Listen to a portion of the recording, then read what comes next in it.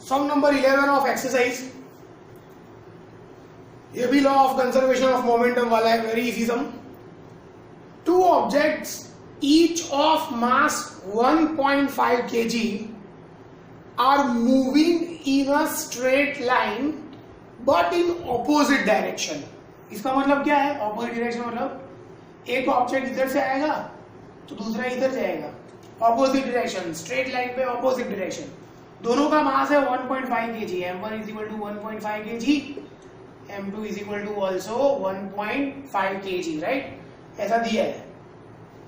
Now they have initial velocity 2.5 metre per second before collision, मतलब collision के पहले दोनों की वेलोसिटी, इनिशियल वेलोसिटी क्या है?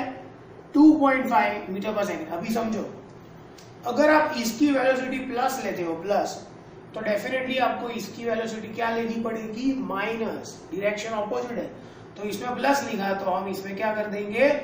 माइनस। ये बहुत इंपॉर्टेंट पॉइंट है। दोनों एक ही लाइन में जाते तो हम दोनों की प्लस लेते, लेकिन एक इधर से आ रहा है, दूसरा इधर से आ रहा है।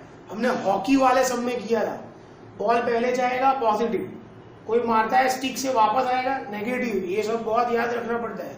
अगर आप दोनों प्लस ले लोगे तो आंसर ही नहीं आएगा। अभी देखो ये मेन लाइन है, after collision they stick to each other, now they are joining with each other, मतलब दोनों टकराएंगे तो फिर ज्वाइंट हो जाएंगे, ऐसा लिखा है। तो after collision they will stick to each other, right? Gujarati में क्या बोलते हैं उसको? બંને અથડાય પછી ચોંટી જાય, राइट? ऐसा बोलते हैं। They stick to each other, मतलब ये हो जाएगा कंबाइंड ऑब्जेक्ट। कंबाइंड ऑब्जेक्ट मतलब ये अभी दोनों साथ में ही जाएंगे, ऐसा लिखा है कि अभी सेपरेट नहीं होंगे, या फिर इस डायरेक्शन में जाएंगे या फिर इस डायरेक्शन में जाएंगे, ये हमें फाइंड करना है। They will stick to each other, what will be the combined velocity after collision? तो कंबाइंड वेलोसिटी मतलब v, क्योंकि अभी दोनों अलग अलग नहीं है, दोनों साथ में ही मोशन करेंगे, तो हम v1 v2 ऐसा अलग अलग नहीं लेंगे, क्योंकि दोनों अभी स्टिक हो गए एक दूसरे के साथ। तो अभी कंबाइंड ऑब्जेक्ट की वेलोसिटी क्या आएगी? v, और दोनों का मास क्या आएगा? m1 plus m2। तो यहां पे हम लिखेंगे according to law of conservation of momentum, क्या आएगा formula?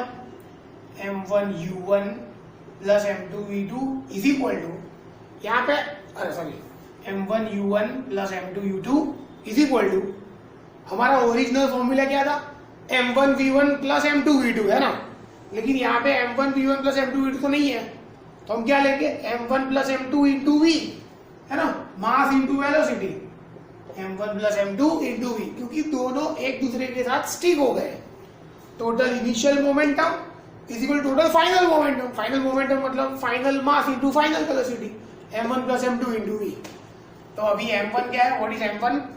1.5 into 2.5 plus 1.5 into minus 2.5, right? ये माइनस है, is equal to m1 plus m2 क्या होगा? m1 प्लस m2 1.5 प्लस 1.5 मतलब 3v। अभी इन दोनों का मल्टीप्लाई 250 प्लस 125 3.75 होगा, 3.75, ये plus minus minus 3.75 is equal to 3v। 3.75 minus 3.75 क्या होता है? 0। 0 इज इक्वल टू 3v, 3 नीचे जाएगा, 0/3, तो आंसर क्या आएगा? 0। तो v is equal to 0 metre per second. ये ना तो ये डायरेक्शन में जाएंगे ना तो ये डायरेक्शन में जाएंगे, दोनों स्टिक होने के बाद वहां पे ही खड़े रहेंगे, कहीं पे नहीं जाएंगे। कॉमन लॉजिक है कि इसका मास और इसका मास सेम है, इसकी वेलोसिटी और इसकी वेलोसिटी सेम है, तो मतलब दोनों एक दूसरे के ऊपर एग्जैक्टली सेम फोर्स लगाएंगे। ये इसके ऊपर जितना फोर्स लगाएगा उतना ही ये लगाएगा, तो दोनों वहां पे ही खड़े रहेंगे, राइट? अगर इसका मास ज्यादा होता तो ये डायरेक्शन में जाते दोनों, क्योंकि ये भारी ऑब्जेक्ट वो हल्के ऑब्जेक्ट को आगे ले जाता। अगर इसका मास ज्यादा होता तो दोनों ये डायरेक्शन में जाएंगे, लेकिन दोनों का मास भी सेम है, वेलोसिटी भी सेम है, तो कहीं पे नहीं जाएंगे, राइट? तो ये हो गया law of conservation of momentum वाला ही सम है, लेकिन थोड़ा अलग, कि after collision both will join with each other. तो ऐसे टाइप के सारे सम में हम यही फॉर्मूला लेंगे, क्या? m1 u1 plus m2 u2 is equal to m1 plus m2 into v, value डाल दो आंसर आ जाएगा। ये था एक्सरसाइज का सम नंबर 11।